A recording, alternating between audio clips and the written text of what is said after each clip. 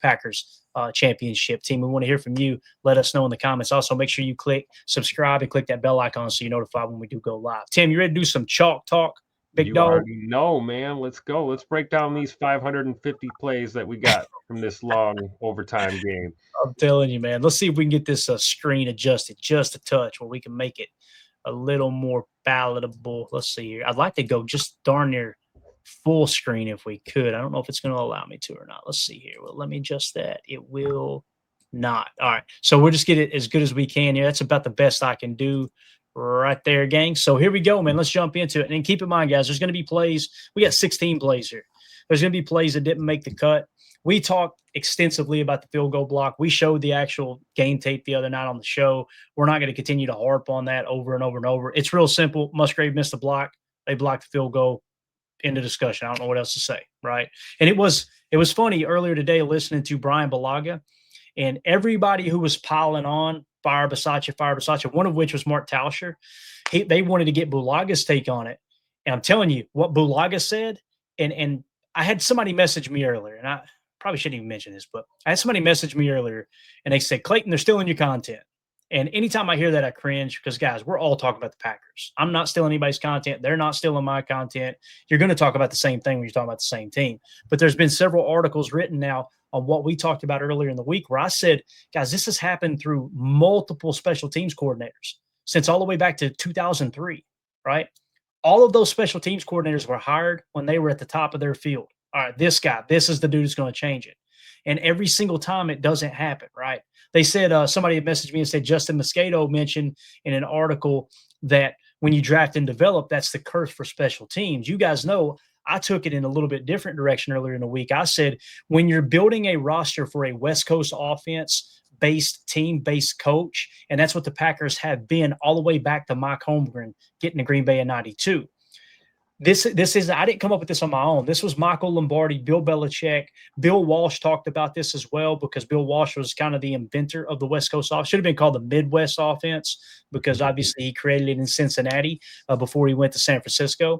But they're always geared around when they build a roster, when those GMs are build a roster, it's how can we get the next weapon? How can we bury somebody on the depth chart that's going to help us with our offense because they're an offensive-minded team. Let me give you an example.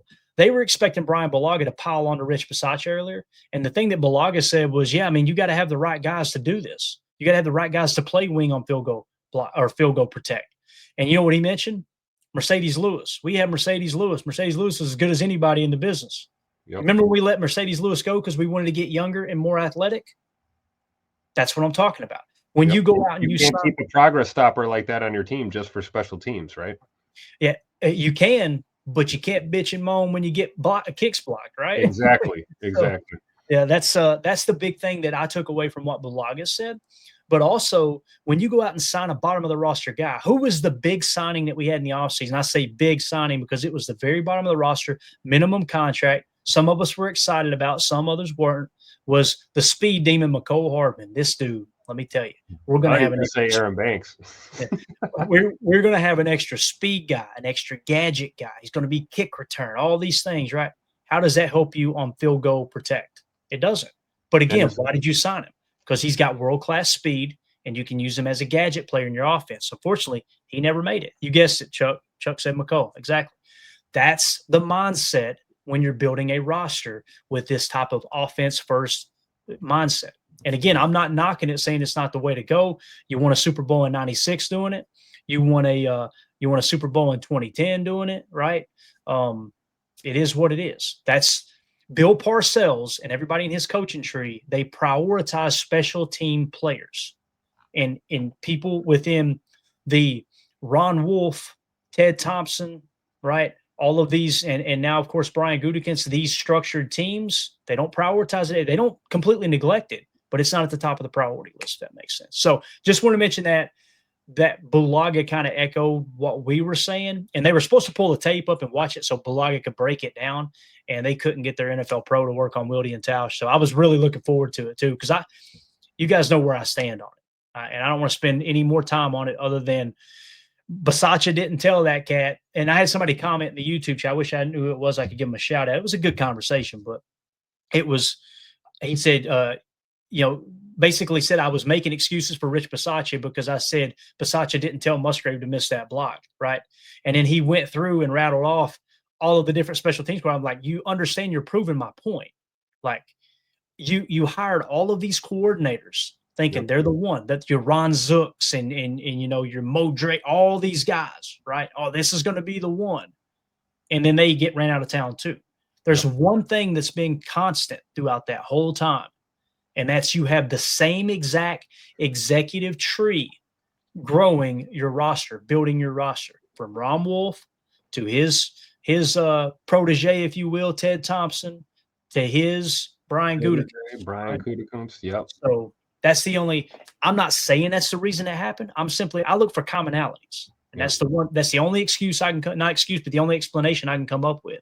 Rich Bisaccia was the most qualified when they hired him. I don't care what anybody says. There was nobody when they hired Bisaccia. There was nobody in this fan base going, "Oh, what a horrible hire." Everybody was fired Just up. like the same fans calling for his head right now can't name a single candidate that they'd like to replace him with. Right. It's Now, the same thing. You can't fire your way to a championship, guys. We need to pump the brakes a little bit, I think, at this point. Yeah. Now, here's the thing. If you were to ask me, how would you fix the problem, Clayton? This is how I would approach it. You don't fire Rich Bisaccia, but you hire an extra hand in there for special teams. Okay. An assistant for Rich Bisaccia to really prioritize special. The problem is you can't take them off an NFL team. That's against the rules, right? And who's floating around on the market right now that would be worth bringing in? Right. So if that's not the case, I'll tell you what I would do, Tim. I would approach it two different ways. This is obviously a problem on the wing blocking on field goal team, right? We've established that. It's happened 2 weeks in a row now. Yeah. I would approach it two different ways. I would go and get one of the slappies in the building and say, I want you to comb through every analytic you can find, get out the calculator. I want to know who was the most successful field goal teams and extra point teams in the league over the last decade. Okay. You get two guys. You focus on the last 5 years, and I want you to find me the best wing that's available on field goal block or field goal protect. Keep saying block, but you're blocking for the field goal protect. You do that, and then I want the other guy to go over the last 2 decades, comb through the same information, find the most successful field goal units, who played wing there, what's the top candidate, and let's bring him in as a special advisor. And he may be sitting at home going, I don't want to coach. How about $200,000? No, I'd take more than that. How about $500,000? Take more than that. I'll give you $1 million. All right. When do I show up? Pay that man his money. That's a way you can fix the problem rather than just going, not Rich, we're firing him. Think how can you fix the problem with, I'm going to tell you this too, upsetting the locker room. If you think Rich Bisaccia is not loved in that locker room, you are not paying attention. You know how many players are on this team because they love Rich Bisaccia? You know, Keyshawn Nixon's one, right? Last I checked, he's our top graded corner, although you're going to see a bad play from him on Chalk Talk tonight. How about Josh Jacobs? Yeah. Josh Jacobs is another one. Nate Hobbs is another one. Nate Hobbs, he played for him his rookie year whenever. Built ass. So I'm telling you, and on top of that, he's the assistant head coach. If you fire the assistant head coach, you've now got to promote from within or go find someone else who's qualified to be your assistant head coach. You see Rich Bisaccia is right next to Matt all game long in his ear. I'm sure letting him know the analytics or this or that or clock man, whatever it may be. So it's not going to fix the problem to just fire that guy. Get some extra eyes in there, though, and put somebody on that task of trying to find somebody you can put on field goal protect, and then also find someone who did it really, really successfully over the last however long. So that's all I'll say. That's my piece. I thought about that earlier today. I'm like, that's the only thing I can come up with. That's not an emotionally charged, all right, run everybody's butt off in the building that ain't doing, everything perfect. Right. But let's get into it, man. Chalk Talk. We've already wasted enough time here. Mandy's going to kill me if I ain't done in a decent hour here. So, again, every play ain't going to make it, but I'm going to describe the ones that did. First quarter, 13:44 left. You're going to see some positives and some negatives throughout this whole segment here, guys. So the score is 0-0. It's 3rd and 9 play from your own 32-yard line. This is when love finds golden. This is one of those plays we laughed at, Tim, because obviously something did not go right here, right? Like someone was in the wrong place. Matt addressed it. I was going to play the audio, but I didn't have time to edit it in. He said Golden ran a corner route. He didn't say Golden ran the wrong route. but he said he's got to know that situation, which makes you think, what does that even mean? So in my opinion, he should have recognized I'm running the corner, Wicks is running the go. That's Wicks's ball, and break that thing underneath a little bit more. But here was the play call on that 46-yard gain for Matthew Golden. 11 gun tray left, 97 Y flat X dig T counter V. Let's talk about what it all means. 11, one running back, one tight end. That's 11. Tray left is you got 3 targets to the left, one of which I'll put in the blue is the tight end. That makes it tray instead of trips. All right. And then Y flat X dig T counter V. Let's draw the play out. So 97 is a real simple concept. It's a go corner. So Wicks is going to go, and then this is supposed to be a corner underneath there by our boy Matthew Golden. Okay. And then the Y flat, he's going to look the chip, but nobody rushes. So he's just going to hesitate and then get out here in the flat off to the left. And the X is a dig. You'll notice he bends in, back out to set up the safety, and then digs across. And then you got a T counter V. A V is typically, it's like an angle route, but when it's a counter V, he goes across the formation and then V's back in this direction. So again, the play call, 11 gun tray left, 97 Y flat X dig T counter V. Let's roll the tape. Watch Matthew Golden up top. The ball is going to go not necessarily to him, but you see, all right, he's getting inside right here, Tim. He's trying to bend and press, and then he's going to get over here on this corner, right? Yep. Wicks, in my opinion, gets a little too far inside here. He should have been on the sideline to give enough space. Red line, a little more red line for Wicks, right? Now you see Wicks throws the hand up, right? Jordan lets that thing go. And Matthew Golden, he should have known Wicks is running the go. So the problem is Matthew Golden's so damn fast, he just torches 55, right? Exactly. So now you got to make a decision. Do I go get this ball or do I let Wicks have it? I honestly think he's expecting Wicks here, and Wicks is expecting him here, right? So neither of them are in the right spot, and I think that's what Matt LaFleur is trying to convey in the pressers. They're both tracking the ball, though. That's a good thing. Right, and I think they both would have caught it, too, but I love that Wicks laid off at the last second, right? Yeah. That's a smart veteran move there. And, again, great hands by Matthew Golden. It's not just it's a mental mistake by both of them, but still not necessarily a negative play. And look at this throw by Jordan, dude. Yep. That's a dart. You got to love the trust, too, right? Mm-hmm. He saw that yellow glove up in the air and just let that thing fly, man. Yeah. And great interception by Matthew Golden. And if Matthew Golden is cutting across the face there, who knows, maybe 26 has to reroute and Tay Wicks catches that thing and takes it for 6, right? And then my prediction of who I thought was going to break out in that game would have been spot on, Tim. We'd have got the first play of the game. First big play of the game would have been a touchdown to Wicks. For sure. So, but I think your point is spot on. If Tay Wicks tries to get up there and grab that ball, we're looking at a pick. We're looking at that ball getting bobbled. There's 3 DBs in the area. It's probably going to end in catastrophe. So if you're talking about a busted play, it's about the best way it could turn out for you, right? Yeah. And full disclosure, guys, I forgot to mention, if the stream goes down, it detects copyright. It'll come back up if you want to wait it out and just keep hitting refresh, or you can hop on Rumble or X if it goes down. Regardless, this video, this aspect of the show will be edited out in its own video. You can watch it later as well. So next play, Tim, second quarter. We've got 11-19 left. Green Bay is leading 7-2. So this is after the extra point got blocked.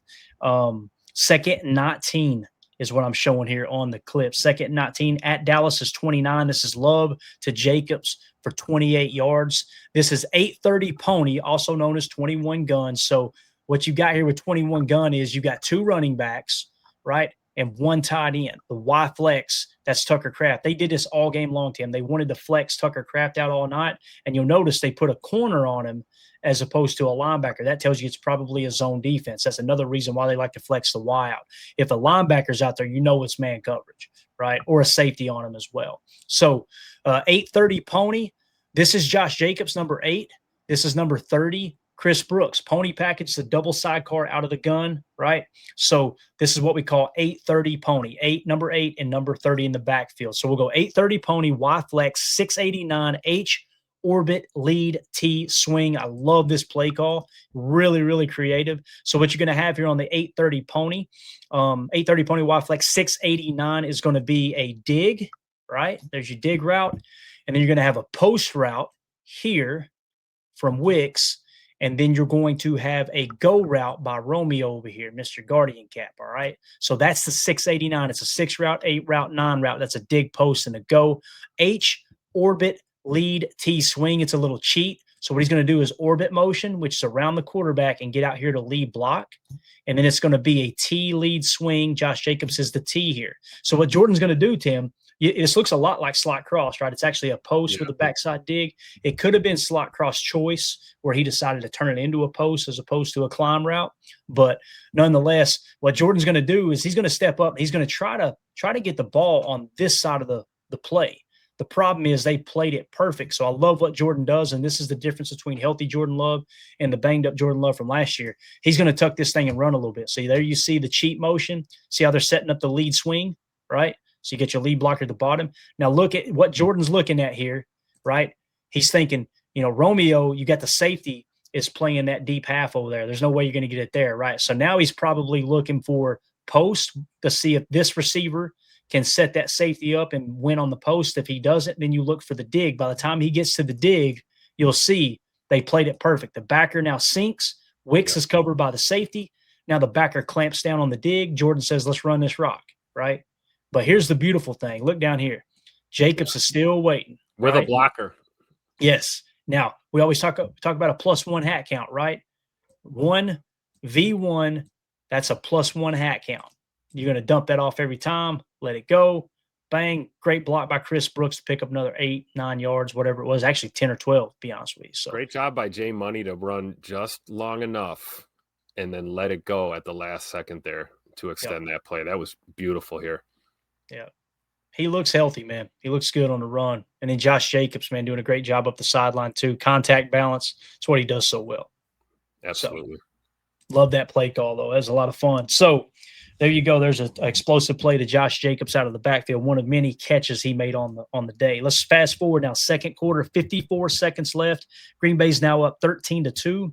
This is a 1st and 10 play at Green Bay's 29-yard line. Okay, so this is one of the touchdowns. I believe this is actually, I don't know if it's a touchdown or not. It's definitely a 28-yarder. So our play call was nickel 4-2-5, cover one man, double rat, free fire. Okay, so the free safety, which is on the weak side of the formation. This is your strong side of the formation. Some people would still call that strong. They like to say field side is the free safety. We've always been taught the strong side of the formation is the strong safety. And some coaches may see it different. So that's why we're saying free fire here. So again, the call is cover one man. So what you got is man coverage, right? And then you've got probably man here. Actually, I think it's that's right. You got catch man here, and then of course this safety is going to sink out, so it's cover one. That makes sense. So you got cover one man, and when I say double rat, you'll notice when they roll the tape here. Here's your free fire. So you're bringing McKinney on a blitz. So you're bringing 5. So this is cover one. Now notice how you got 2 rat defenders in the middle. Rat are those guys that play that hook curl underneath with the man cover combination on the backside. Okay, so they're playing rat, but they're also kind of keeping an eye on what's going on right here as well, right? So just keep that in mind. You'll see McDuffie actually played the tight end, and then Quay gets a little washed out right there. They're going to throw it up top. That's what happens when you play man coverage. Again, especially press. I mean, Hobbs was that's pretty close to press up there. And this isn't bad coverage by Hobbs. No, it's not. Right, about as good as you can play coming out of press, right? Yep. And here's the other thing too. The thing that I don't like is playing that. Oh, I went too far. Sorry. When you play that cover one man like that, and your safety is on the opposite hash, right? That's your deep. That's your help. Now he's doing that because you got two players on that side of the field, right? So that's a lot of distance to cover. But Evan Williams covered it, guys. Look at that. Yeah, and he great awareness by Evan Williams, man. Yeah, it's just a hell of a catch. Sometimes the other team just makes the better play. It's a hell of a throw, hell of a catch. Nate Hobbs was plastered all over him. I love that Nate Hobbs knew I've got to make sure he doesn't beat me over the top outside. If Nate Hobbs gets beat out here, then guess what? That's a -1 or a -2 on his scorecard. But the fact that he gets beat kind of somewhat underneath and not to the inside, that's probably won't be a +2. It might be a wash, just an even grade or maybe a +1. But they played it about as good as you could play it. That's the problem with man coverage. You're going to have explosive plays like that. They decided to bring a safety blitz, played cover one man with a little double rat option underneath, and they just made a play, man. It's that simple. So we'll watch it here from the end zone cam. But Pickens played a hell of a game, man. Hell of a game. Oh, yeah. Yeah. Yeah, and Coach Lynn raises a great question here, Tim. He says, why is X not playing post safety on this play? I would much rather X be playing post safety. However, Coach, I don't think he would have played it as good as Evan did on that hash. Now, if your argument is he would have had the awareness to know they're going to run that route, maybe film study would tell him, okay, they're going to run a go route with Pickens. He's going to shade over a little bit more where you can get to that play. I can understand that. That could be the case, but I think they were honestly playing the hat count on that side, and you just got to trust Hobbs to be able to run with this guy, So, yep. But yeah, and again, sending X on the blitz here is like kind of what we alluded to last night. Simulating that 5-man front with some extra pressure. You're trying to get to Dak. What else can you do? You're right. Evan Williams played that about as good as you can, coming from the strong side all the way to the weak side of the play. Right. I mean, they're pinching him on the sideline. I mean, it's pretty darn good coverage, man. I can't imagine they got in there today and said, all right, boys, this is just not good enough. That was just a hell of a catch and a hell of a ball by Dak. Right. That's a fact. Let's take it back just a second and let's see the protection. There's one of the many holds on Micah. I want you guys to key in on Micah. If I remember correctly, he's going to jab and then loop over. And here's one of the holds we talk about. Tell me if you guys think this is a hold. Watch him work in. Is that a hold? I'm sorry. That's just a former teammate hugging another teammate. Former teammates hugging each other. Hey, good to see you again. He's literally got him. That's right. That's not a hold. And then you got over here the arm hooked on the outside of Enigbare, I believe that is. Might be Gary. I think it's Enigbare. It's Enigbare. Look at that. Got him in a chokehold, right? So anyway, we won't harp too much on those. We already broke the damn internet yesterday with all the screenshots of all the holds that we can get calls. So there's another explosive play. Again, just make a note that it was cover one man. It was actually a cover one blitz, cover one man coverage blitz. So and that was 28 yards to Pickens. All right, next, second quarter, 21 seconds left. Green Bay's up 13-9, 1st and 15 at their own 27. Guys, I think this is the play that lost you the game. It's very rare that you come to the conclusion that, okay, that right there, that one play was probably the deciding factor. Mandy was sitting in this chair watching the game with me, and she couldn't understand why I got so upset. She's like, there's a lot of football left. I'm like, man, you don't understand. Like, we just lost the turnover differential 1-0 in the first half, and we just lost the middle 8 14-0 because this decision to be aggressive right before halftime. The chances of you going down and scoring are way, way, way less than something bad happening on this play. The play call is 11 gun, tray left, slot cross, 63 T swing. So let's talk about what that is. You guys know what slot cross is, right? It's going to be a climb out of the two. By the way, notice Romeo Dobbs playing the slot. It's kind of cool, right? They're moving him around a little bit more. It's probably why he had a big game. Then you got the dig on the backside, and then you're going to have a comeback. This is what Matthew Golden did really well in college. He's going to bend in and come back to the sideline. This is where I think Jordan Love is trying to get him the ball. Personally, I think that's what he was looking to do. So what are we looking for Jordan to do when he looks at this? We're looking at him to check to a draw play or a toss in this scenario. Right. I mean, yeah. So I think this is actually a dig underneath here too. I think I drew that up wrong. Yeah, there you go. That's what we got. Just so you guys get a visualization of the play. And again, going to bend in and come back, right? So that's the route combo. And then you got a T swing. I love that they had a lot of T swings. Thank God they did, because that's where you got the majority of your production in the second half with these T swings. But again, the problem isn't necessarily the play call. For me, the problem is you've got control of the game, guys. You're up 13-9. At this point, your defense is playing pretty damn good football. Right? Your offense was going to get going.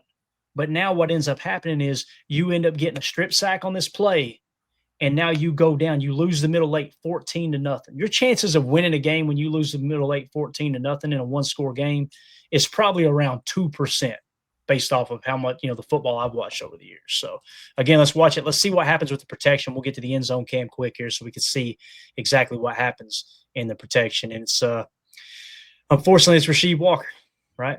Rasheed gets beat like a drum on the left side. So watch the left tackle this time through right here, okay? And it's ugly, man. So I had to dig in the wrong spot. Tucker Kraft was blending in. But look at our boy right here, Rasheed Walker, right? Just goes right through his chest. Good anchor there, and then right around the edge.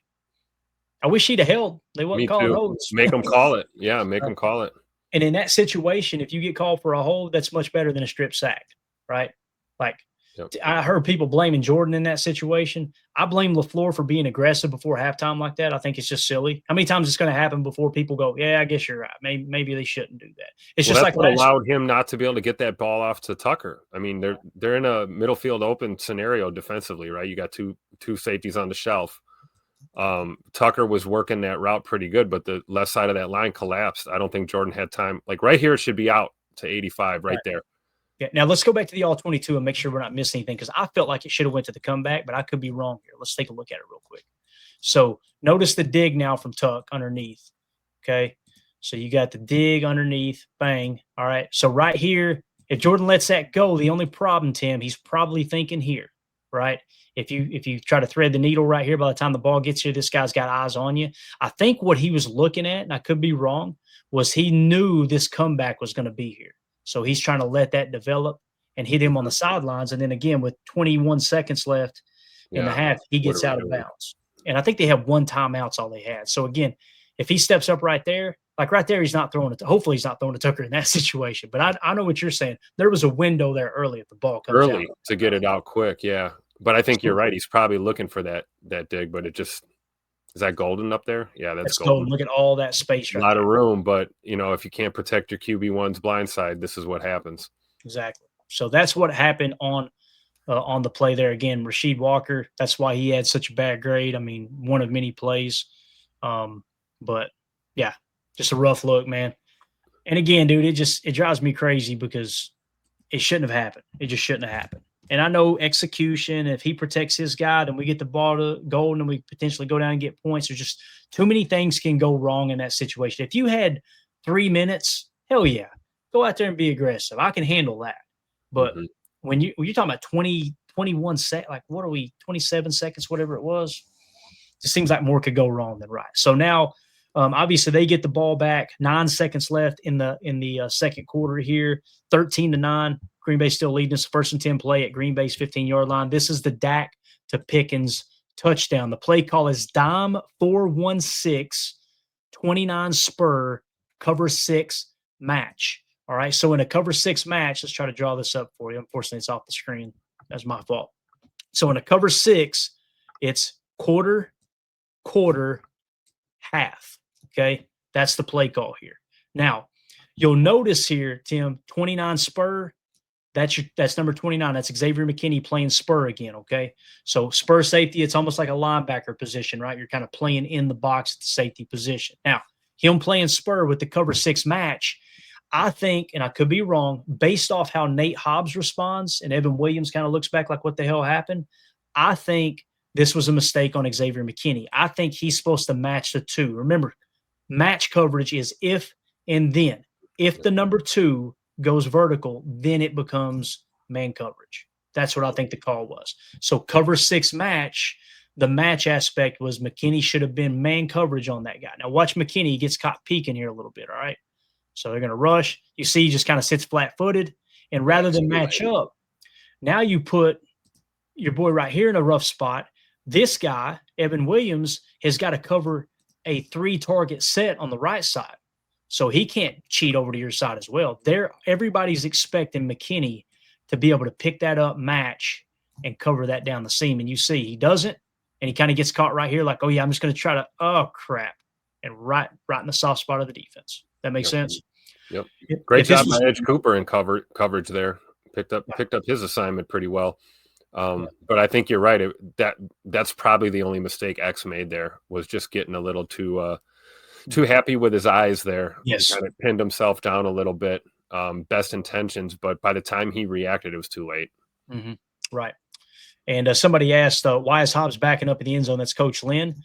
Notice what his protection or his assignment is, Coach. It's half, right? Yep. He's playing deep half. He's got 2 targets over here. So he's got to look if and then what I imagine is probably going to happen. If this guy goes vert, he now becomes man coverage. That's the whole aspect of cover 6 match. And then if this guy goes to the flat, then it's going to be Cooper taking that guy in man coverage. Now, since the 2 didn't go to the flat, Cooper now becomes a curl flat defense. And that's what makes match work is if he goes to the curl flat, if Coop goes to the curl flat because the 2 goes vertical, you've got to have man coverage here. Yeah, you want X biting down right away on that guy, and then you're trusting Hobbs to pick up the top half. And that's why I don't think it's spot drop. I think it's match because Hobbs has got to watch the 1 and the 2. If the 2 gets up here and runs a corner route, guess what? That's Hobbs's guy, right? So that's what you got to look for in this regard.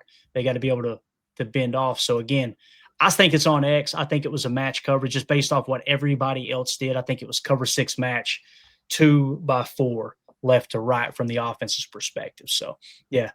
Coach Lynn said, okay, that makes sense. I thought that was on Hobbs. And if again, Coach, we're not in the meeting room, right? If it's spot drop, if it was supposed to be spot drop, then it is on Hobbs, right? That means McKinney was just playing his zone. To me, everything screams match coverage. And that's where we're always going to do on this show, put out the full disclaimer. Hey, we're not in the meeting room. We don't know what the exact call was. We're just trying to, guess as best we can. If you're wondering what spot drop is, guys, spot drop is just straight zone. You drop back and you cover a zone. You want to cover players. You don't want to just cover grass, but you're picking players up in and out of zones, right? When you play match coverage, if that 2 goes vert, now it becomes man coverage. That's the match aspect of the cover 6. Let's watch the pass rush here, see if we pick up on anything. I can't remember if we do or not. It might just be a no-go. So Brooks is getting double teamed. You see Mike off the left side trying to get through. Everything looks pretty clean there. Dak just stepped up and delivered a good ball. And again, McKinney, you see him get caught right there the whole time. And I think he thought, Tim. I think he thought I can make this play, and he just didn't realize how deep George Pickens has gotten because he had his eyes in the backfield. So, absolutely, yeah, just tough. This is what tells the story right here. Watch both Hobbs and Williams. Look, Williams is throwing his hands up right now, like what the hell just happened? And watch Hobbs. Hobbs looks at McKinney like, what are we doing? McKinney's going, crap. It's another part of the story, it looks like, right? So absolutely. All right. Hopefully we explained that well enough for people on the podcast as well. All right, let's fast forward. Third quarter, 10-14 left. Dallas is leading 16-13 now. Right now you got yourself in the hole. 1st and 10 play at Dallas's 38-yard line. Let's get us a positive play in here for once, Tim. This is Josh Jacobs with a 19-yard run. We got 11 ace nasty, Trey left, 21 dive is what I called it. And you guys may call it something else. That's totally cool. The reason we say nasty, obviously, is inside the numbers. That's nasty splits across the board. Anytime we got nasty written right after the set, that means the whole formation's nasty, not just one side, one position, that type of thing. Trey left, again, 3 targets to the left, one of which is the tight end. And we're going 21 dive. The 2 is the running back's number. The second number, which is 1, is the gap. All right, even numbers to the right. A gap right is 2, 4, 6. So if we were going A gap right, it'd be a 26 dive, right? Or a 22 dive. But it's odd to the left, 1, 3, 5, right? I think it was designed to go A gap right or A gap left, which makes it 21 dive. And Jacobs don't care what gap it's designed for. He's going to take the daylight. Watch him bounce that thing out, bang, right? And just a great cutback, man. He owned Diggs, Tim. He burnt Diggs all day long, man. He really did. For sure. And we know Trayvon Diggs is, coverage is his strength, not necessarily the run fits. But, yeah, Jacobs beat him like a drum right here. Loved it. Yeah. And the blocking looked pretty good. I mean, you see a double team there. You'd like to see Rasheed Walker or Jordan Morgan get to the next level, but that's why I don't think it was a duo call. I think it was just a dive call. They're like, hey, let's just get what we can here. And again, right there, man. That's nasty, Tim. Cooked him. Yeah. I mean, that he's got some of the best ankles in the game, dude. Great work by Tay Wicks and Savion Williams there. Yep. But yeah, Josh Jacobs just doing this is why we signed him, right? It's for plays like this right here. Yep. Stick that foot in the ground, bait that defender, and then bounce it to the outside. Add another 15 yards or so to your run. I love it. There's a 19-yard run. And Balaga said earlier today what we've kind of been talking about. He wants to see more flow. Basically, can we get some outside stretch zone? Like, I know Josh Jacobs, that's not his strength, but these teams are really teeing up on the box. Let's get him outside a little bit, get him flowing. And with those ankles, being able to cut back to daylight, I mean, might breathe some life into that O line too, right? Little outside zone run, get that O line moving. Yep. And again, like Fishy thinks, I think we got over 150 plus rushing yards. I don't remember what the exact number was, Fishy things, but there were still people talking today like the running game wasn't good. It was good against Dallas. And Dallas's defense sucks. Dallas was seventh or eighth in the league in yards per carry allowed. Their run defense has been good this year. It's been top 10, right? It's their pass defense is bad. So I think we are moving in the right direction for sure, Fishy things. All right, let's move along. Third quarter, 5:44 left.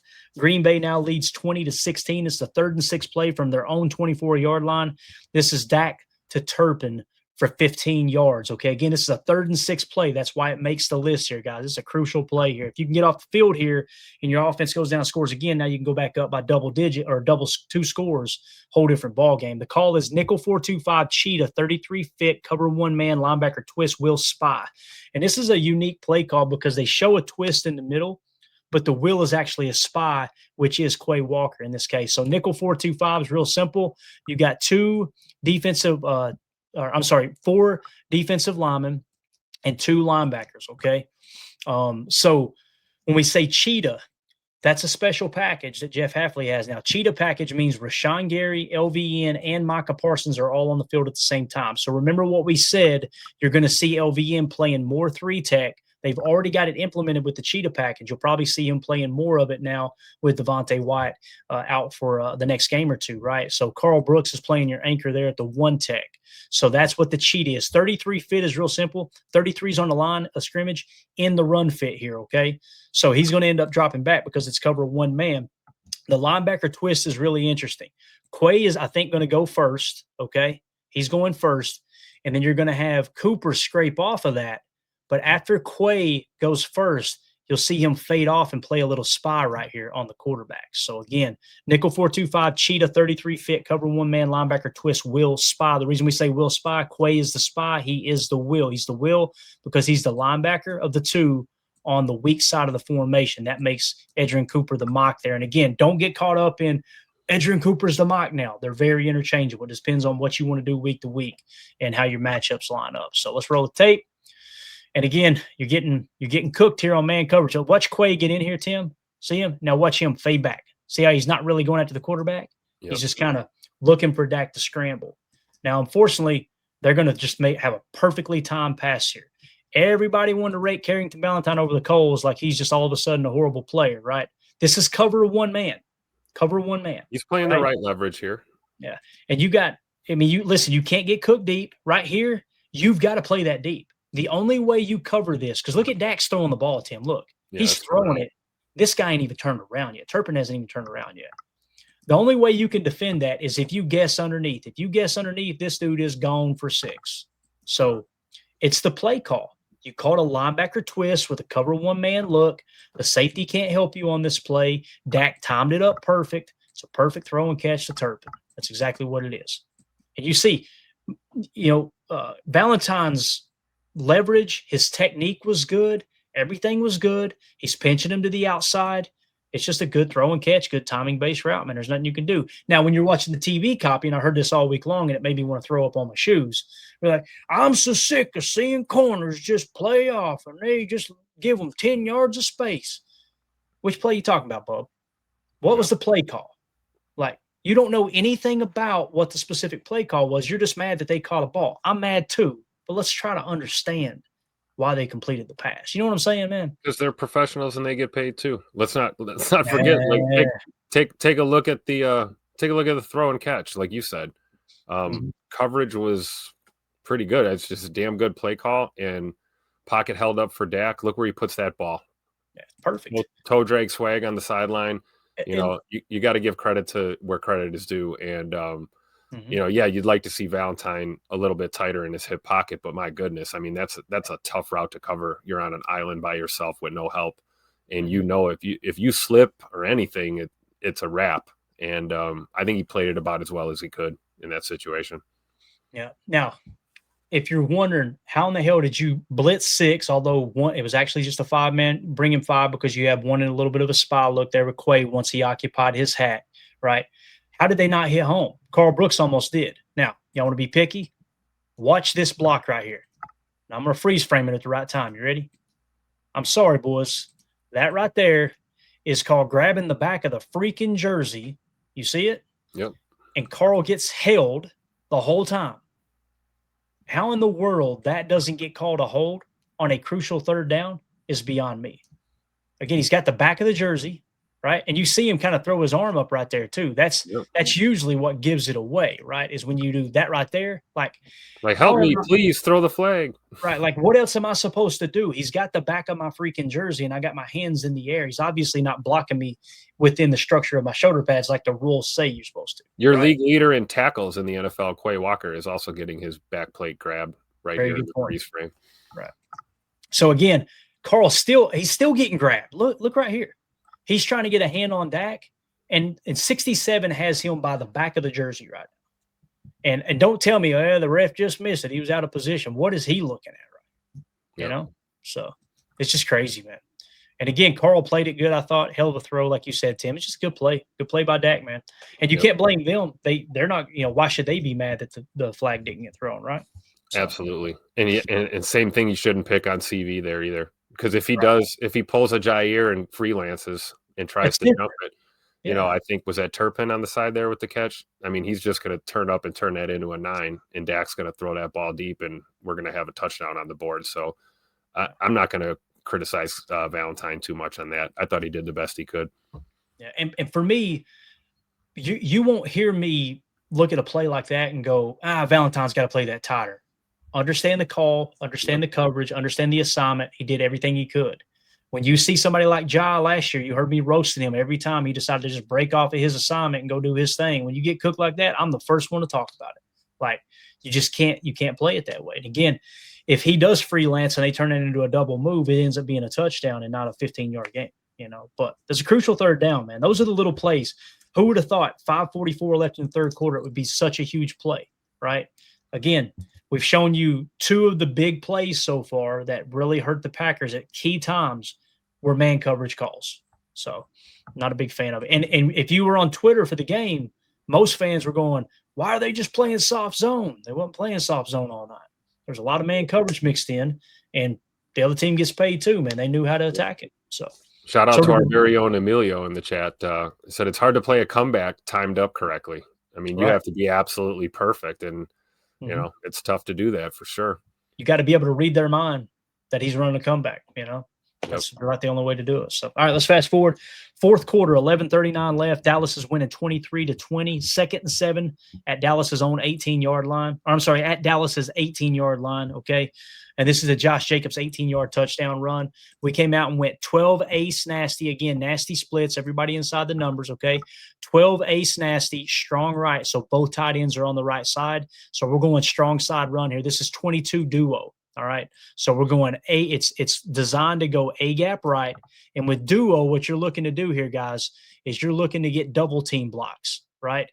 Actually, the double team will probably be here, and this one will be here, I would imagine. So it's a double team block with vertical power. You're not skipping a gap. You're not moving a gap with an offensive lineman getting to the second level, and you're looking to double team, get to the next level. Is essentially what you're looking to do. I think Tucker and these guys were involved in a double team too, and I want to say one of them break off. So again, 12 ace nasty strong right, 22 duo. Let's watch it. So you see the doubles, right? Notice right here, double team. This was a double team. He's looking to get to the next level. This was a double team. He's looking to get to the next level. That's what duo is. It's technically a zone blocking scheme, but it's double vertical power. If that makes sense. So let's roll it. And you see Jacobs just bounce that thing. He's so patient, man. And look, it's our boy Diggs again. Yep. Watch Diggs right here, Tim. Getting cooked up. I love how as soon as Josh saw him take that angle, he just cut it right across his face. Yeah. Keep an eye on 88 here, best block of the season for Musgrave, taking Ezeraku right out of the play. Good eye, block 41, Ezeraku right out of the Donovan Ezeraku, a guy that we had pretty high on our draft board too.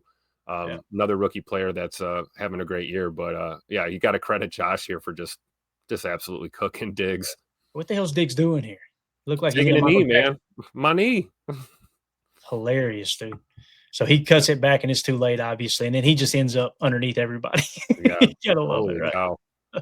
That might be the screenshot of the night, Yeah, guys. Go ahead. insult to injury. You get cooked, and then Josh ends up right on top of your head here in the end zone. He's literally got his knee on his ear hole, and there's 3 Cowboys laying around Josh Jacobs in the end zone. You love to see it. Yeah.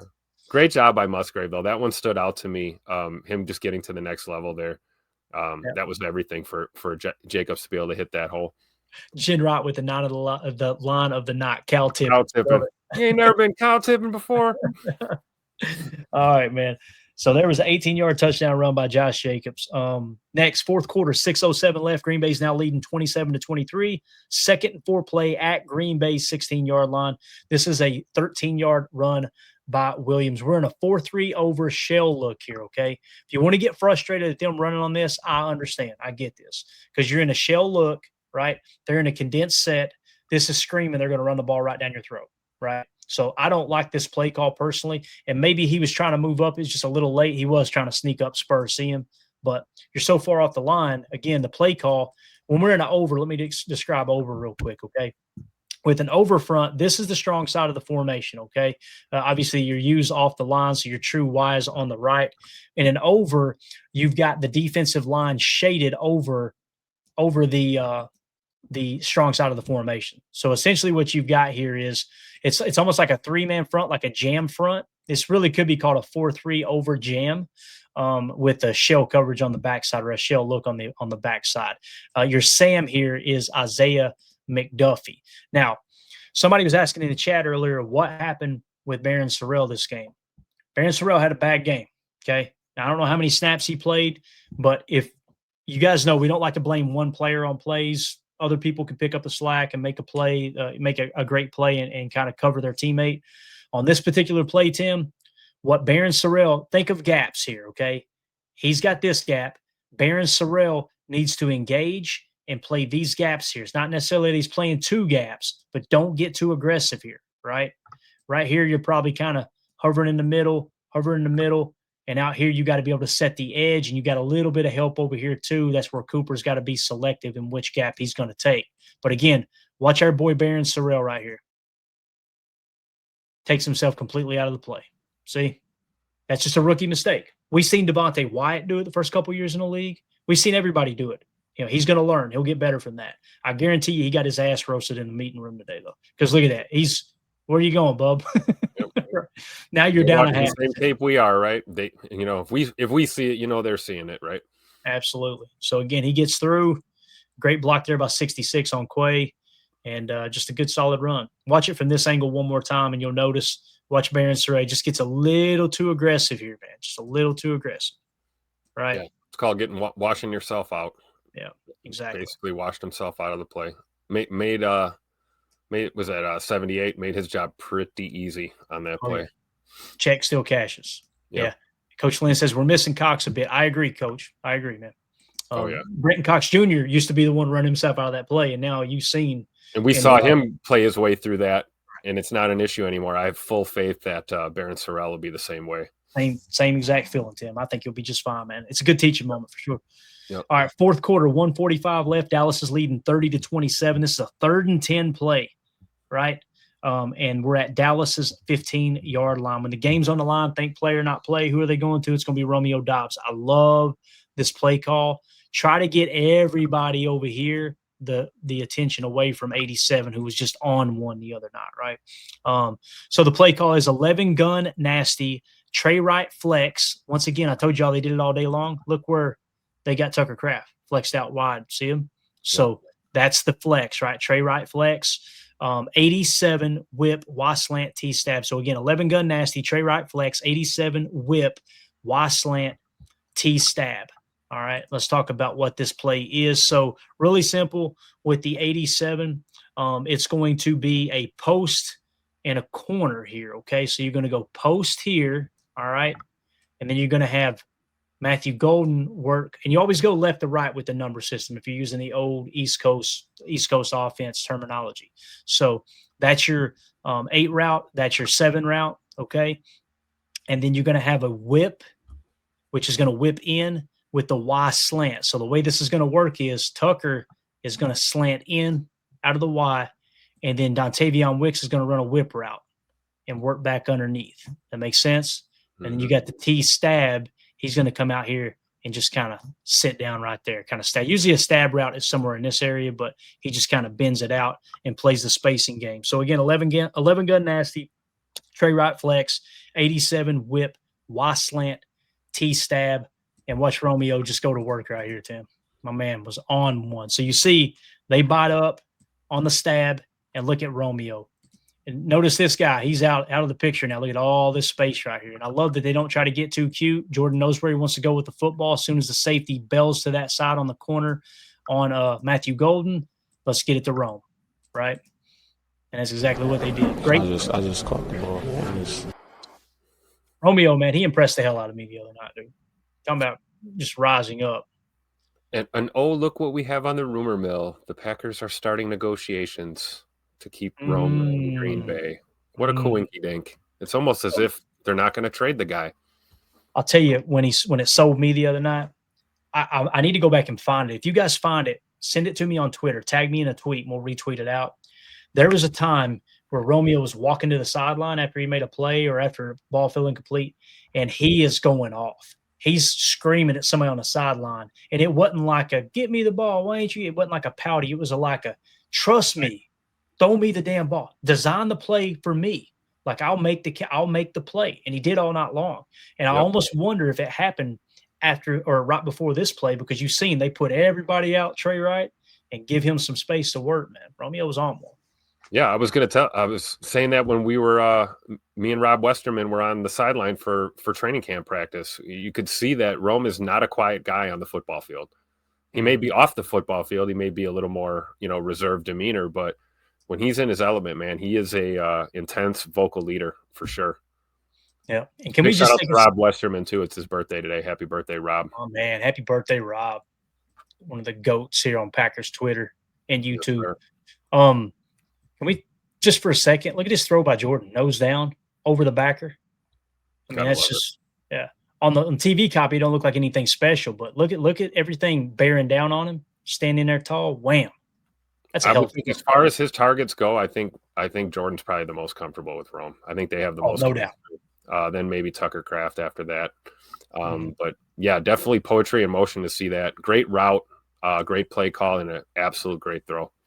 Yeah, as Milio said, layered the throw over the backer too is perfect. It's hard to do on Madden, Milio. You gotta barely press that button. You can't tap it. You just gotta give it a little love, just a little love. You gotta layer that thing in. On my back, dude. Milio said you don't have to layer it when you play on rookie like me. So yeah, you just tap that button and it gets there, right? Exactly. All right, next play. Fourth quarter, 43 seconds left. Green Bay's leading 34-30. First and 10 at Green Bay's 28-yard line. This is Dak to Pickens for the 28-yard touchdown. Let's see if we can blame somebody here and run them out of town, Tim. The call was nickel 425, 55 joker, okay? Notice the joker is 55 this time. And we're going to go cover 6, 29 buzz. So I think this was actually spot drop and not match. With buzz, you're going to have 29 buzzes down to the hook curl. They did that all night. They seen something on tape. I can't remember who it was. I think it was Coach Lynn said earlier, why wasn't he playing post safety? They seen something on tape that they thought, they being Halfley and the defensive coaches, that they wanted 29 buzz in the box. Maybe it was because Ferguson put so much tape out on the targets that they wanted to really take him away.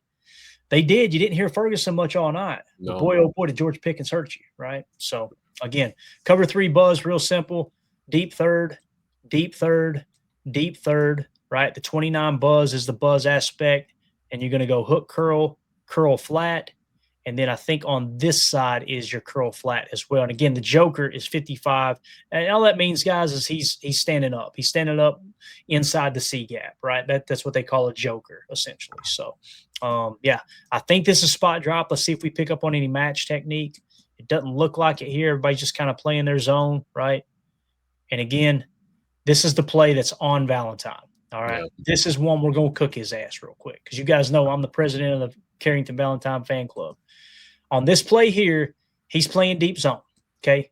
So the reason there's so much space there, and once again, you see a timing throw, is he's got deep third. That's his assignment. So This is the soft spot of this defense, right? And there actually ain't anybody in the curl flat over here. There's nobody in the curl flat. So essentially what you got here is Carrington's on an island out there and he can't get beat deep. Now, if your argument is you want him to play a little more snug, take it up with Halfley. This is Halfley's decision to have this guy play off like this. Notice the outsider playing off and Bullard's a little more snug on the slot, right? So again, good timing by Dak. Carrington's got to play it. All right. Then he bots. This is the problem.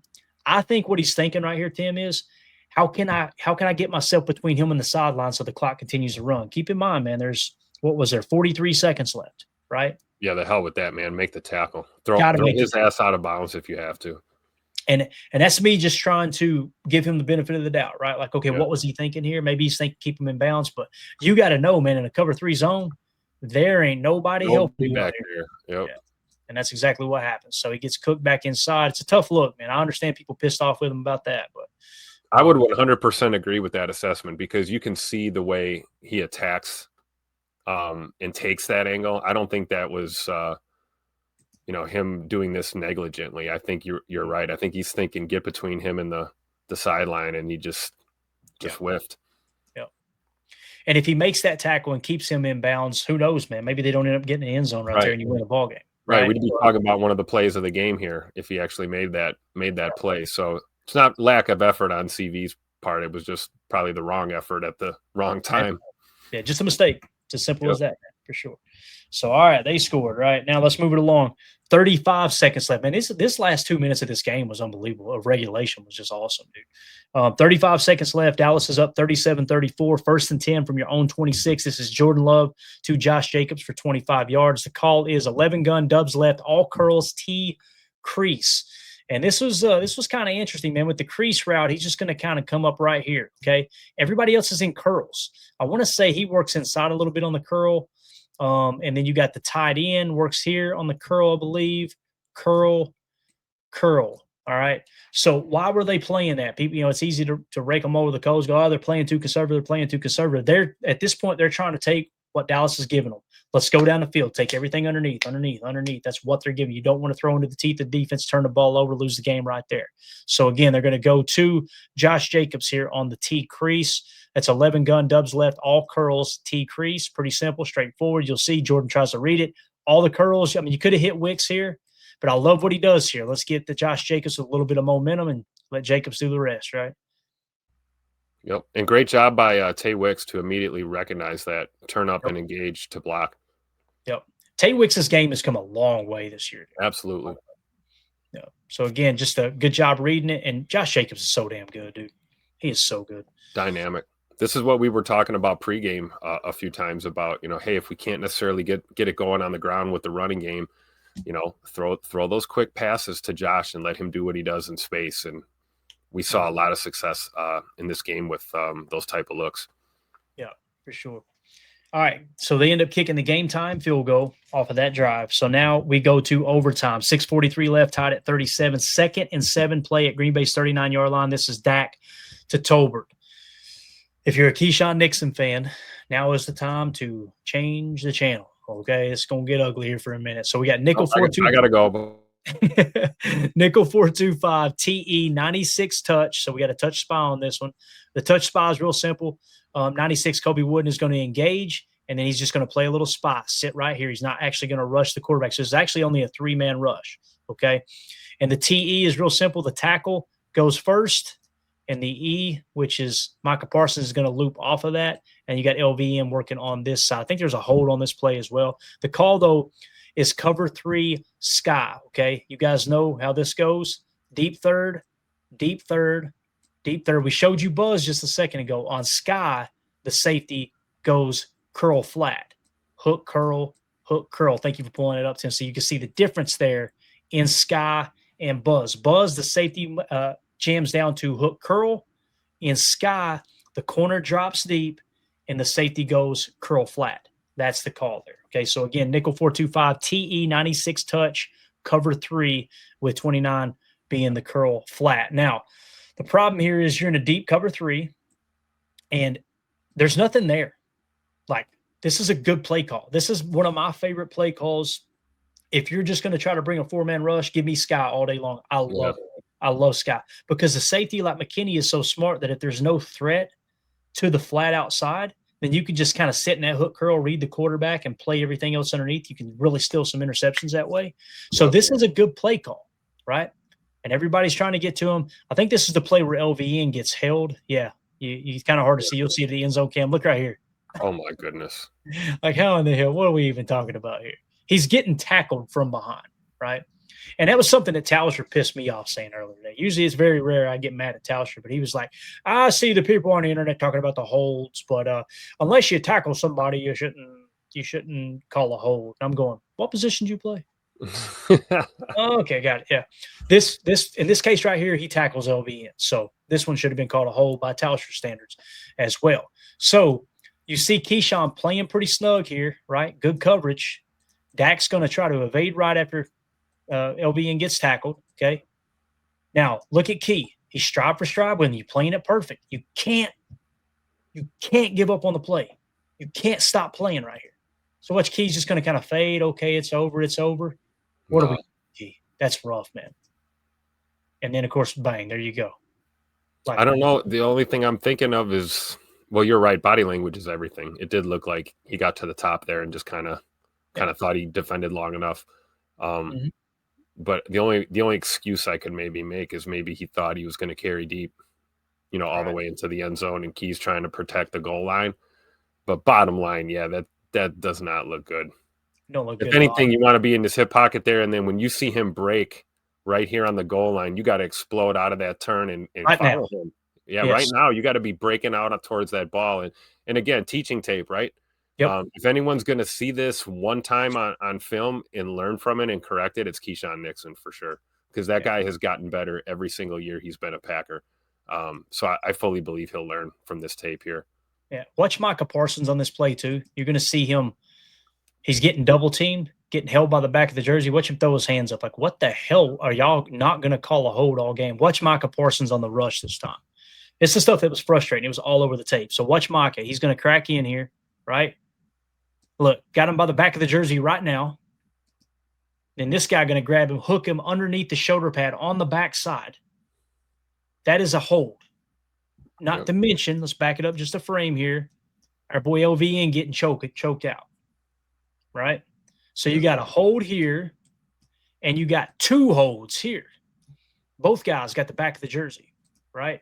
So that's why you see at the end of this, Micah Parsons is, look at they're pulling his damn jersey up over his head almost, right? Yep. And then he looks back at the ref like, what the hell are you looking at?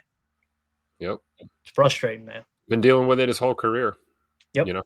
And it's not going to get any better. It's not going to get better. It's not. Yeah, I honestly think that's what the old man River was talking about down there in Dallas. So, all right. Still in overtime, 3:50 left, 40-37 Dallas leads. This is a 4th and 6 play from their own 24-yard line. This is obviously Love to Golden for 14 yards. The play call is 11 gun nasty, Trey left, 444 Y leak, T swing. All right. So the way this play draws up is you're going to have a curl here, right? You're going to have a slurl here. So it's almost like a slant in a curl. I love that he just finds the open. It's called get open is what this is called, Tim. And then you're going to have another curl here sitting down, right? I think it's there. Maybe he crosses over. We'll see here in just a second. No, I'm sorry. The Y is a flat, the Y leak. So what you got is curl. You've got slant curl or slurl, what we call it. And then you got another curl. And then Y is going to attack in the flat. And then you got another T swing here. Again, this is 4th and 6 when the game on the line, think play or not play. Jordan Love just drops back and says, where's Agent Zero at? I trust his hands. Look at this. There's 3 bodies around him, Tim. Ball's already out. You want to know why it's a completion? Watch Matthew Golden chop down at the top of this route and just absolutely paralyze all 3 of these defenders. Look, 1, 2, 3, chop. They're frozen enough time for Jordan to put that ball there. And an absolute great hands catch by Matthew Golden here to secure it. Yeah. Great catch, man. Great play. You'll see the catch even better right here. And the anticipation by Jordan. Jordan knew exactly where he wanted to go with this ball. I love it. Watch him. Back foot hits, let it rip. Bang. That's a good throw. Great throw. And these are those plays where we talk about building rapport and chemistry with your young receivers. This is one you file into that category. Matthew Golden just notched another way up the list on the trust factor with Jordan Love. Yeah, good I protection. mean, he let that ball go as soon as Matthew Golden was chopping down there. He knew he was going to be there. Yep. And guys, that's 4th and 6. That ball falls incomplete ball game. We got right? we got metrics on the miles per hour on this throw because this looked like a laser. It was a laser. It was nose down. Love it. Yeah. All right. So there you go. Love to Golden on 4th down. Now let's keep it going here. Dallas is still up 40-37, 2:31 left, 2nd and 1 at their own 47-yard line. This is Wilson with a 13-yard run. I know a lot of people didn't like the fact that we ran the ball so much on this final drive. I love that they stayed with it. It's the reason you were able to go right down the field. When you see a box like this out of the gun, this is what I was talking about, what we need to do with the running game, Tim. Remember, all week long we were talking about this. Notice how spread out everything is. Spread it out, guys. Spread it out. And make them decide, do we put a corner on Tucker Kraft flexed out, or do we walk a linebacker out there? If they got a corner on it, it tells you it's zone coverage. That's even more reason to run the rock right here. The play call is 21 gun, 023 pony, 023 pony. So it's Matthew Golden at left halfback, sidecar left, and Emmanuel Wilson, sidecar right. Y flex right. There's your Y out right. And it's going to be an RPO F cheat swing with the orbit, okay? So what's going to happen here is 43 duo. So it's an RPO duo call, right? It's got a pass play attached to it as well as a 43 duo. So when you're in a double sidecar, the left back is the 2, the right back is the 4. That's where you get the first number of the 43.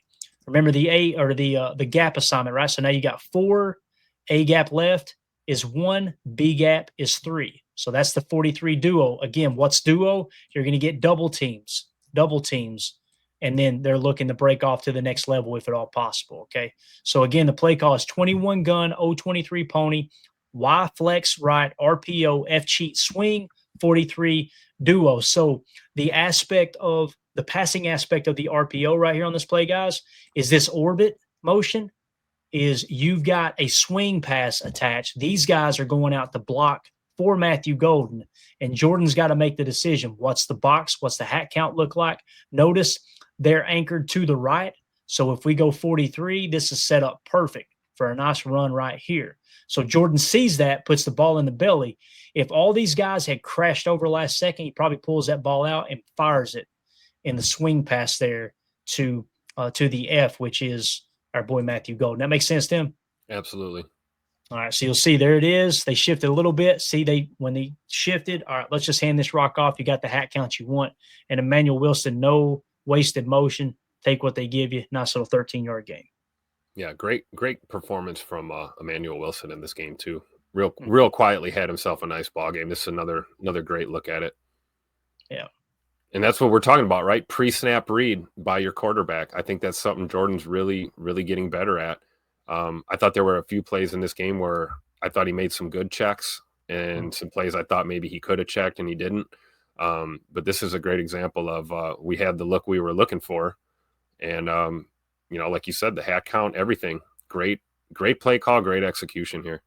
Yeah. And again, I want to give a shout out to Jordan Morgan. I know he's not played great. They bounced him around at every position on the line other than center. Watch the duo, guys. You'll see the double team with Jordan Morgan, and watch him get to the next level. Still off the inside. Great job by Jordan Morgan. Yep, absolutely. Great rep right there. That's good teaching tape right there for Jordan. Great. Really great. is. It's simple. You probably go, there wasn't nothing to that. That's huge, especially in an RPO duo call, in my opinion. So, all right, last play we'll show here, guys. This is 1st and 10. Dallas is up 40-37. You're at Dallas's 40-yard line, so you've got to get in field goal range, right? And this play right here kind of sealed it for you in field goal range. I know we would much rather have gotten the win. We could highlight all of the debacle there at the end of the time management and this and that. People have covered that extensively. So this is the final play we'll show. This sets up the game-tying field goal or gets you down in field goal range anyway. 11 gun dubs, Y flex, nasty stack right. Notice the stack look here to the right. And notice it's nasty. I didn't say nasty after gun, Tim, because the whole formation ain't nasty. It's just the stack is nasty. They're inside the number. So 11 gun dubs, Y flex, nasty stack right, 92 switch whip 9, T swing. All right, let's see if I can figure out what the hell all that means. So you've got the go route with the 9, the 2 route is simple. It's just a little slant route, and he's gonna really chop it down and use leverage to get separation. Obviously, spoiler alert, it's going to Wicks here. And then with the switch whip 9 is real simple. So you're gonna switch this up, okay? One of these guys, I can't remember who goes in. I think it's Matthew Golden goes on the 9, I believe. I could be wrong there. And they're gonna switch. Actually, it'll probably be the opposite. But nonetheless, somebody here is going to run a whip route and whip it in underneath. I like this. Malik Heath there, I believe. So Malik Heath runs the go. I remember now. So with the switch, this is what I like about it. Look at that crazy route. Ain't that beautiful? And then you got Malik is just going to run the go. And the reason it's switch is because notice Malik is technically the 2 and Matthew Golden is the 1. But as soon as the ball snapped, they switch places, right? That's a switch concept. So, yeah. So there's that aspect. And again, on the left side, you got the 9 route. You got the slant. You're going to see Tay chop, chop, chop, and work inside on the slant. And then, of course, you've got the T swing, which is a part of the game plan all day long. So, again, the play call is 11 gun dubs, Y flex, nasty stack right, 92 switch, whip 9, T swing. And watch Wicks go to work up here, boys. He's got inside leverage. The linebacker doesn't watch him. Just kind of, all right, cooked him.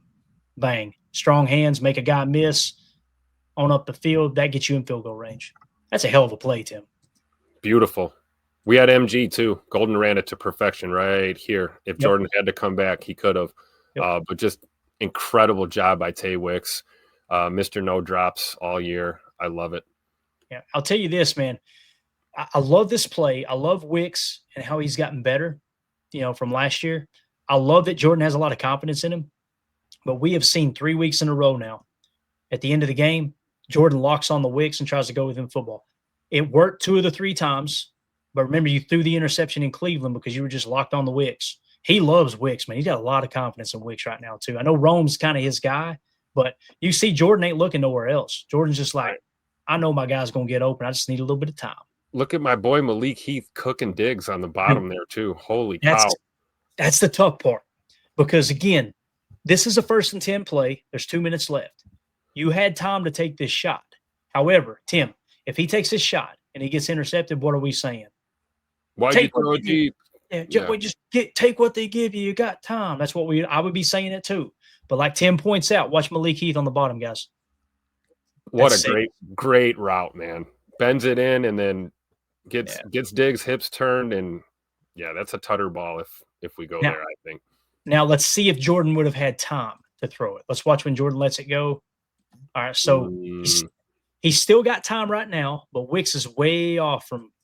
Yeah, he wouldn't have had. You see Rashid holding on for dear life there behind him. He didn't have that much time, and maybe that explains why, at least in this game, why, Jay Love was really looking at these, like you said, think play or not play.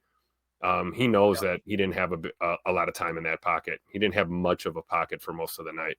Yeah, so that's the right decision by Jordan there. For sure. Not trying to wait for that go. Just let that thing boom. And again, that's how you end up with a tie instead of a loss, man. And I know many fans don't want to hear that, Tim, but I am damn glad it was a tie, not a loss. Exactly. So, again, let's just watch him rip it one more time and just give him Wicks time, right? Just, just give him. All right, let's go. Good protection too, right? Pretty good protection. Yep. They died a slow death, like you said, Rashid kind of hanging on for dear life right there. Yeah, you're right. I mean, if Jordan hitches there and looks to that go ball, I mean, we could be looking at another strip sack or, Sheed getting blocked into our quarterback or something crazy. So I think it's the right choice. Yeah. Tight window too. He had to let that go when he did. Yeah, no doubt about it. Mandy just walked in the room and brung Etta, our German Shepherd, up here. She had no idea that I was still alive, and now she's stuck. And we're just waiting for Etta to lose her mind right now. Anyway, all right. I think we're done here, guys. I think that's what that means is the show is over. So, anything else you got, Tim? Anything at all, man? Final thoughts on Chalk Talk, and then we'll wrap up with our announcement we talked about there. Just echoing your point, Clay. A tie is gross. We don't like ties, but we like them a lot better than a loss. It'll make things interesting when it comes down to the end of the year playoff picture and things like that. But bottom line, we didn't go home with a loss. We're still undefeated in Jerry World. I'll take it. Amen, man. Amen. All right, guys. Thank y'all so much in the chat. Y'all are absolutely awesome tonight. I know it was on fire. I was trying to keep up. It's a little easier for me to keep up when Tim or anybody else was in here, but I know it seemed like everybody had a good time. But if you're new here, thanks for tuning in tonight. Make sure you click that bell icon and make sure you click subscribe so you're notified every time we do go live. And this was our Chalk Talk segment. Might have been the first time you were sitting in on it. Let us know in the comment what you thought about it. Let us know maybe a player or two that you thought would have been better to highlight, or maybe something that might have been a little more important. Obviously, the blocked extra point was huge, and some of the other plays. Notice we didn't have hardly any of the touchdowns. It was mostly just the plays in between, because there are key plays at key times that lead to those scoring drives, as opposed to just a 2-yard run or a 6-yard pass type thing. But go ahead, Tim. You got the floor, man. We got an awesome announcement to make here. Yeah, our new charity for the month of October, Operation Horse's Heel, something that my wife brought to my attention. She's doing some work with them over at Operation Horse's Heel. So it's an honor to team up with this great group to help out some veterans. I know that's a cause that's near and dear to your heart too, Clayton, just like it is us. And just an opportunity for us to kind of try and help them raise some funds here. So basically throughout this whole month, you guys have an opportunity to donate over at the website here, operationhorsesheel.org/how can I help, or you can scan that QR code in the upper right. So we're trying to help them get their goal so they can get a truck and a horse trailer to help bring some of these life-changing horse-assisted programs to our veterans. You know, it provides them the space and environment to allow for their own self-guided wellness journey.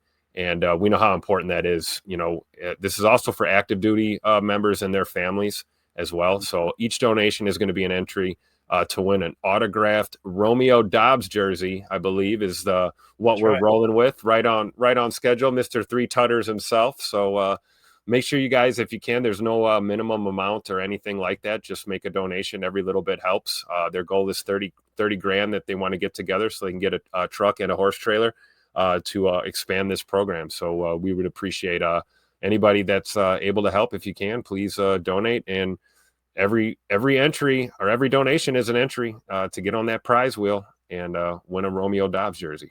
Pretty cool. And again, no donation is too small, guys. And it's a white away autographed Romeo Dobbs jersey from pristineauctions.com, certificate of authenticity, all that good stuff. So that's the one we'll be giving away. And the way it'll work is anybody who donates, you'll be entered into the giveaway like we do with the wheel and everything. We'll spin that sucker, like Tim said, coming off 3 touchdown game. Hopefully they re-sign him as well. It's just a cool piece of memorabilia regardless. And it's a great opportunity for us to give back and help our veterans. You guys know my brother was a veteran. He passed away a couple of years ago. He dealt with a lot of mental health stuff on the backside of his life, and served in the Persian Gulf there in Operation Desert Storm. So this stuff means a lot to me, and I know we've got a lot of veterans that watch the show. People reach out all the time. So Tim, I just want to thank you for taking the time to put this together and create an awesome partnership with them. Hopefully this is something we can do on a regular basis as well. So Absolutely. Yeah. I can't take all the credit, not even a lot. It's mostly Mrs. G. Shout out to Kate, my wife, who doing some work with them. Matter of fact, we should pop her email up too. If you have any questions about anything, you can email Kate at operationhorsesheel.org as well. We'll be doing this throughout the month, though, Clay. So plenty of time to get your donations in and help the cause. And it'll be a pretty full prize wheel, I'm thinking, by the end of the month. Right, Clayton? Yeah, absolutely, man. And again, we're going to donate as well. And I echo what Tim said. Obviously, the wives are the brains of the operation. I'm not just saying it because she's in the room in here. I always say anything good that's happened in my life, it was probably Mandy's idea. So that's usually how that goes. So thank you, Kate, for putting this together as well. But all right, guys, we're out of here. Appreciate everybody hanging out. Sorry we went a little long, but this was fun, man. Hopefully we got a little bit better understanding of what happened, Packers, Cowboys. Again, the whole purpose of Chalk Talk is to talk about what happened. Why did it happen? Let's get in here and talk about it and have a constructive conversation, as opposed to just screaming, fire this guy, fire that guy. He's a bum. Hopefully I feel better after watching the tape. I come away going, all right, we were in that ball game at the end. I think the thing is getting swept under the rug is how the defense struggled so bad. And again, we showed you a couple of key plays. The defense struggled. Don't get me wrong, but boy, oh boy, Dak played a hell of a ball game. Dak played a good ball game. George Pickens played a good ball game. It was on the road, and let's be honest, the officials did not know how to call a hold. So it is what it is. That combination is a recipe for disaster in our case, or success for the Packers. But again, thanks everybody in the chat. Appreciate you, Emilio. Hope you get to feeling better, buddy. Everybody have a wonderful evening. We'll be back tomorrow, 6:30 p.m. Central for PTA Live. Got some awesome stuff on tap here this week. We may do a multiple Chalk Talks here in the next, 7 days or so. Maybe do like a Micah Parsons highlight reel, this and that. Someone in the Patreon group, I'll give credit real quick, had a good idea, and I thought this was awesome for the bye week. Zach Metzenbar, I hope I'm saying that right. Not calling for this to happen or think it'll happen this year. No, that's the wrong one. I'm sorry. Nebraska Rev was the one. He said, here's a bye week thought. We spent a lot of time getting to know the first and second round picks around the league. I would like to go through them and just hear how they are doing. So what we may do is go through all the first round picks. We'll talk about where we had them on our board and then talk about what their PFF grade is so far in this early season. We'll just do like a 20-minute segment on it, rattle them off real quick, and kind of see how close our board was. I know Emilio will get excited about that. And Emilio, what we can do is maybe add an extra, let's create a copy of our spreadsheet for our draft board. We'll make sure our Patreon group has access to it too. Let's create an extra column, and we'll put through week 4 what all the rookies' PFF grades were there in the first round. I think that'd be kind of cool. So absolutely. All right. With that being said, we're out of here, guys. Thank you all so much. Appreciate your time. As always, let's go out and be the change we want to see in the world and go back. There we go. We out. We're out. Bye, guys.